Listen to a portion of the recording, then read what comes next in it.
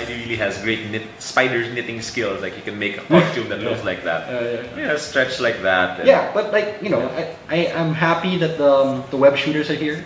Yeah, the web shooters are essential. I was never a fan of organic webbing. Which in the old Spider-Man movies, he got bit by the spider and suddenly he can shoot webs out of his hands.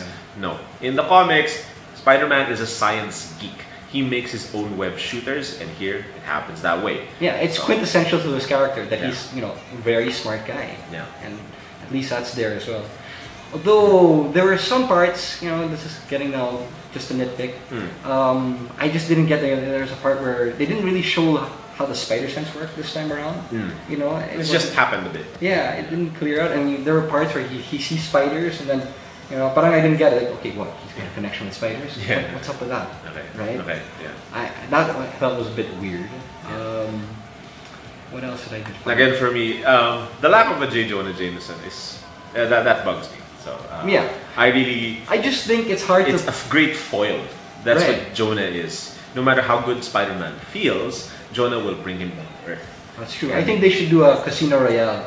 You know how they got M from the previous Pierce Brosnan era and they brought it to the Daniel Craig era. They should just bring J.K. Simmons back.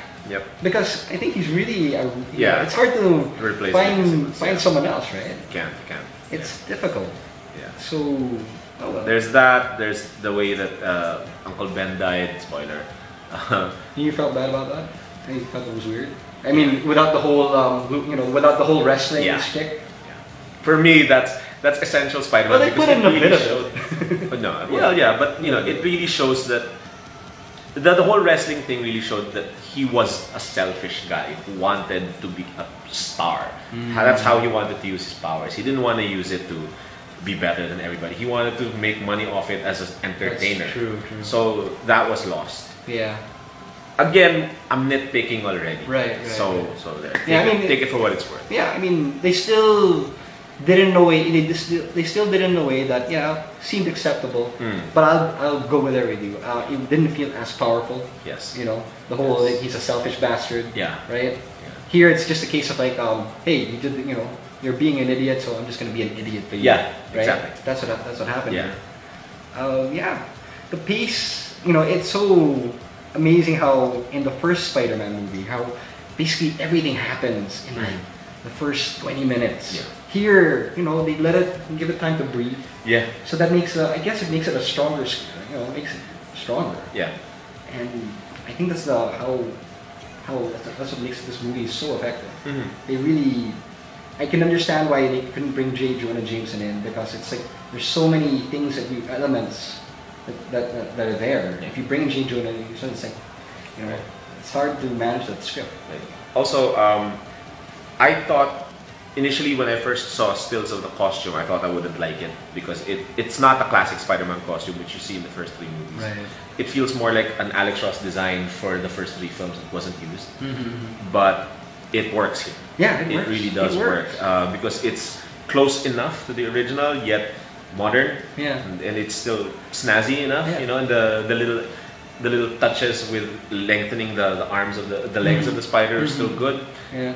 And that's still a Spider-Man costume as far as I'm concerned. Yeah, I mean, there was something about that first costume that I kept on thinking Power Rangers. I just kept thinking Power Rangers, and it just made it hard for me to take it seriously. But this time around, the way they did the costume, the aesthetic of the costume, it feels like, okay, wow, that's really a Spider-Man costume. I was always, cringing whenever I saw the costume. For me, I got used to it. I got used to it eventually, but still at the beginning, it was cringeworthy for me. Yeah. And even like the things that he would say, Tobey Maguire would spout. I said like it just combined the two together. It was like cheesy. Yeah.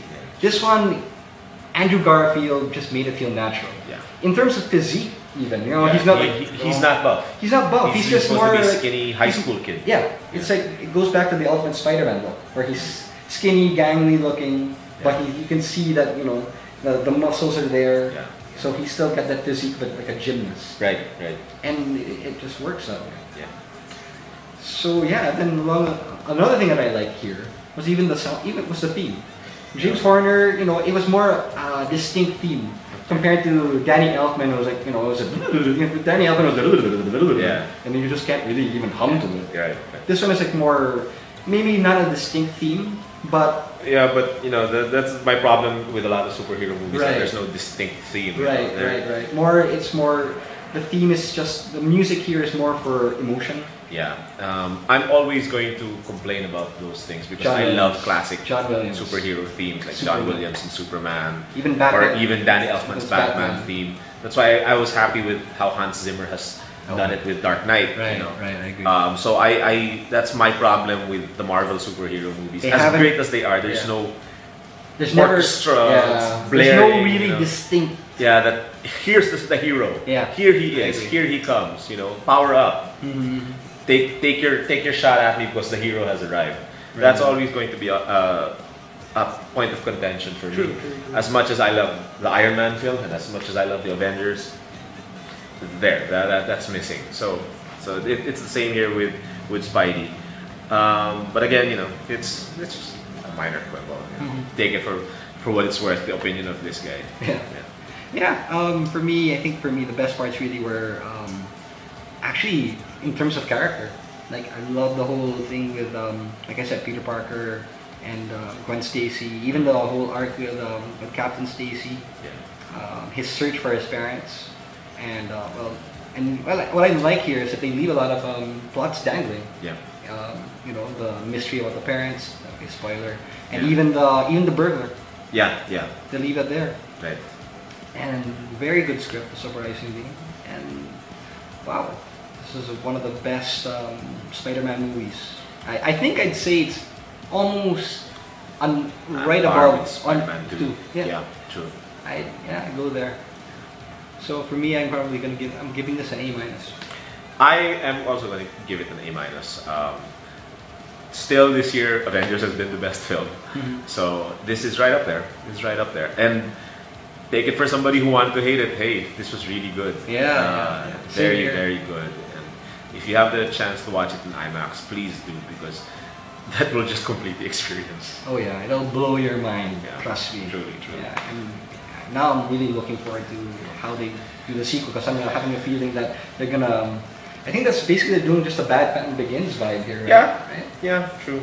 So looking forward to that. So there. Short review. So hopefully, I think the next big movie will not so big, but you know, if we find the time, maybe we'll review Abraham Lincoln Vampire Hunter. But of course, we got our Dark Knight Rises tickets. Oh yeah, we're so there. Okay. So opening day, baby.